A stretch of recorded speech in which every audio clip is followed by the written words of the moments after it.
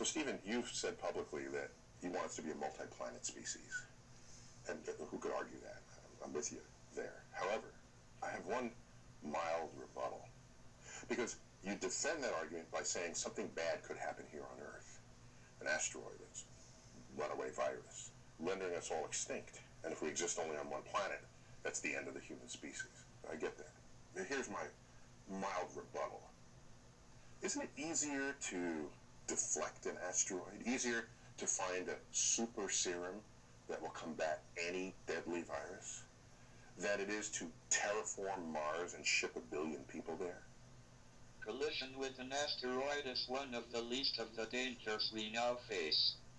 The last collision was 70 million years ago. Nuclear war, climate change, and pollution are now much greater threats. Of course, it would be impossible to move the population of the Earth to a new planet, but if we can establish independent, self-sustaining colonies in space, it would ensure the survival of the human race in the event of a disaster on Earth. Leaving Earth will also give us a new perspective and cause us to look outwards rather than inwards. It would also unite us to face the common challenge.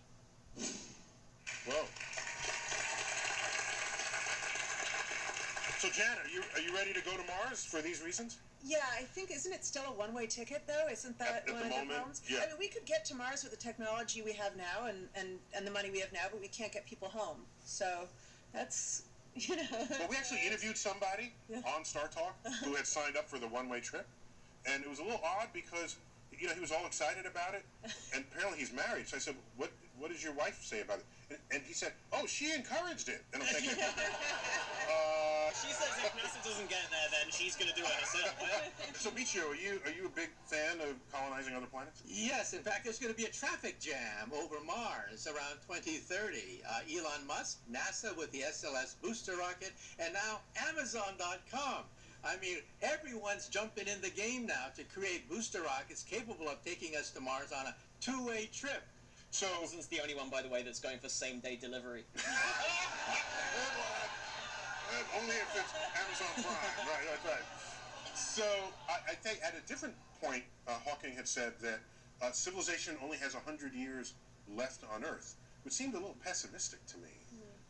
Jana? Well, I mean, I don't think, I worry I say this too much, I don't think we look like the most successful species that's ever walked the face of the Earth. I mean, dinosaurs were here for hundreds of millions of years. Like, we invented, you know, industrialization sort of took over in the past couple hundred, and we're already near threatening our own demise. So it doesn't look great for us, to be honest. I think if we don't blow ourselves up, we'll become what is called a Type 1 civilization in 100 years. That is a planetary civilization. A Type 2 civilization is stellar. They control the power of an entire star a few thousand years into the future. Then Type 3 civilization is galactic. They control black holes. They control the energy of an entire galaxy. Now, on this scale, we are Type 0.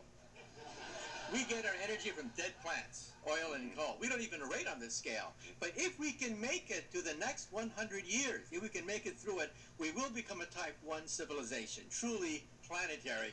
And that'll be the greatest transition in the history of the human race. From segmented nations that fight each other with fundamentalist ideologies to a planetary civilization that is secular, scientific, multicultural, and at peace. If we can make it through the next 100 years, then we make it to Type 1. Well, this is a perfect time for our game show. How we're not going to make it through the next 100 years.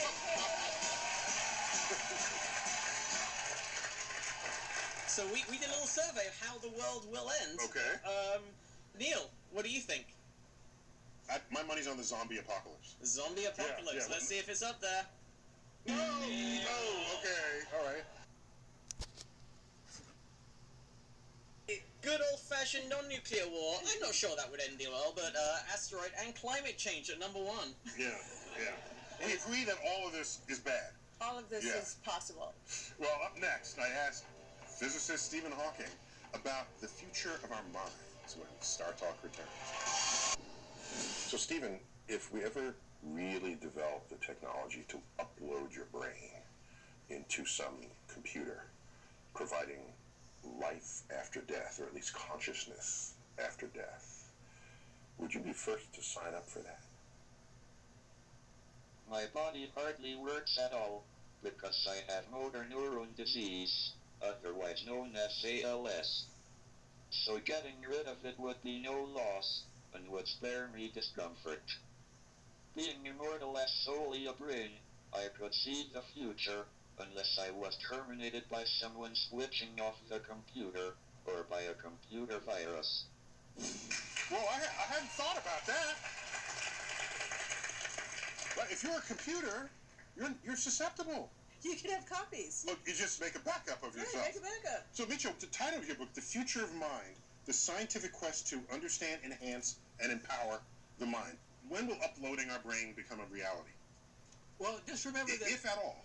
digital immortality is starting now. So this is an example of what's going on here. That's right. Telepathy, telekinesis, uploading memories, recording dreams.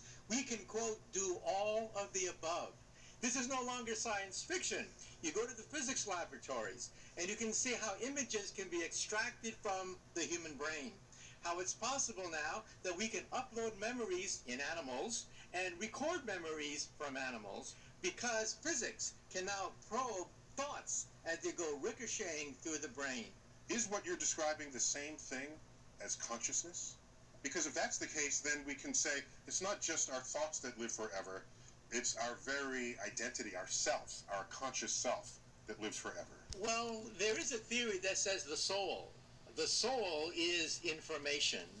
It's a vast amount of information, but nonetheless it's information that can be put into holographic form, such that even if you pass away, something there survives. But theoretically, that is effectively immortality. Once you reach that point, that is you living forever. Why not have digital immortality? Wouldn't you want to talk to your great-great-great-great-great-grandkids who want to meet their great-great-great-great ancestor? It depends what they're like. This gives you movement throughout time and throughout space. So this is being godlike.